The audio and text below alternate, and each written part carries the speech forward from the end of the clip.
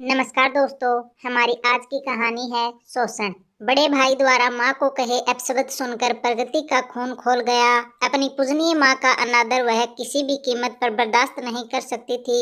इस घर में तुम्हें बहुत कुछ दिया है और अगर सब्र रखोगे तो आगे भी देता रहेगा, लेकिन यदि यही हरकतें करते रहोगे तो मुझे अफसोस है कि कुछ भी नहीं पाओगे। मुझे शर्म आती है तुम्हें भाई कहते हुए, प्रगति ने खिंचते हुए अपने भाई को कहा। अमन और प्रगति दोनों भाई बहन थे। अमन बड़ा था, वह छोटी थी। दोनों शादीशुदा और अलग अलग शहरों में रहते थे।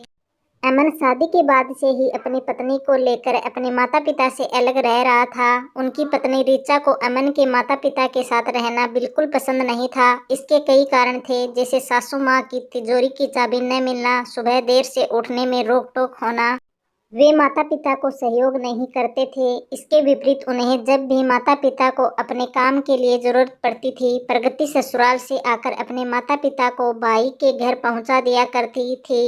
अमन के बच्चे होने पर वह अपने माता पिता को उनके यहाँ लेकर जाती। कुछ दिन तक रहकर भाभी तथा बच्चे की सेवा कर उनका घर संभाल कर ही लौटी थी। अमन और उसकी पत्नी बहुत मतलबी थे, अपना काम किसी न किसी तरीके से निकलवा ही लेते थे। अमन की पत्नी अपने बच्चों के पैदा होने के बाद से ही चाहती थी कि अमन अपने परिवार से मेल मिलाप न रखे, इसलिए झूठ मूठ में ही मन गढ़ंत बात लगाकर अमन को उकसाती रहती थी, जिससे अमन फोन द्वारा ही बूढ़े माँ बाप पर हावी रहता था। जब देखो तब उनसे पैसों की डिमांड कर एक मोटी रकम वसूल कर ले जाता और सबको खरी खोटी सुनाकर आता। इन्हीं सब के कारण पिता बीमार रहने लगे और कुछ दिनों के बाद उनकी हालत सीरियस होती गई। वे लोग फिर भी नहीं आते, बल्कि प्रकृति अपने ससुराल से आकर पिता का इलाज करवाने लगी। इलाज काफी दिन तक चला, लेकिन बेटे अमन तथा बहू ऋचा का तांडव फिर भी नहीं रुका। वे आते और पैसों के लिए महाभारत मचा देते तथा मोटी रकम वसूल करते और चलते बनते। आखिर एक दिन बूढ़े पिता की मृत्यु हो गई। मृत्यु संस्कार में भी दोनों नहीं आए। बेटी ने ही कर्म कांड किया। बाप के 13वीं वाले दिन दोनों आए और पिता के कमाए पैसों पर अपना हक जताने लगे।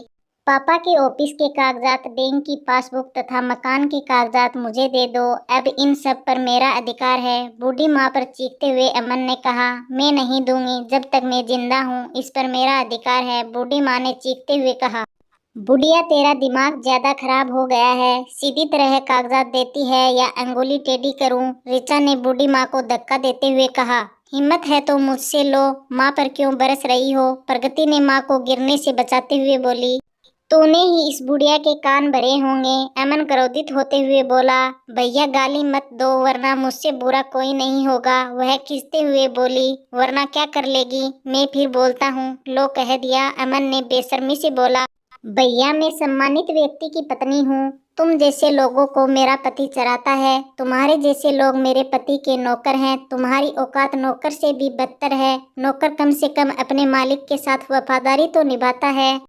तुमने तो जिसकी कोख से जन्म लिया है उसी को लात मार दिया। वह खींचते हुए बोली और माँ को लेकर उस कमरे से लेकर चली गई। वह दोनों भी कुछ हाथ न लगा देखकर वहां से चलते बने। उनके जाने के बाद प्रकृति बहुत रोई और अपने पति से कहा, आज अनजाने में मुझसे गलती हो गई। बड़े भाई को वह सब नहीं करना चाहिए था। उसके पति ने समझाते हुए उनके आंसू पूछे और कहा, तुमसे कोई गलती नहीं हुई, अमन ने अति कर दी थी। तुम्हारा खड़ा होना समय की मांग थी। अगर आज तुम नहीं खड़ी होती तो यह ऐसे ही सबका शोषण करता रहता।